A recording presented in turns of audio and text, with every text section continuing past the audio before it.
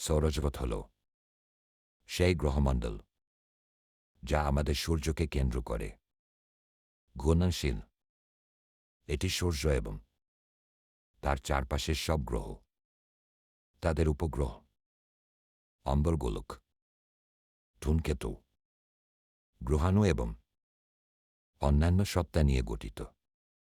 সৌরজগতে মোট ৮টি প্রধান গ্রহ রয়েছে, যেগুলি হল আর্থ, বুধ, ২ শুক্র, ৩ পৃথিবী, ৪ মঙ্গল, ৫ বৃহস্পতি, ৬ শনি, ৭ রাহু, ৮ নেপচুন।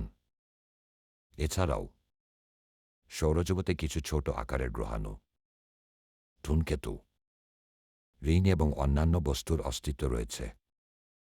সৌরজগৎ সূর্যকে কেন্দ্র করে স্থিতিশীলভাবে ঘুরে চলেছে এবং সূর্যের তীব্র গ্র্যাভিটি এইসব গ্রহ ও উপগ্রহকে এক জায়গায় ধরে রাখে।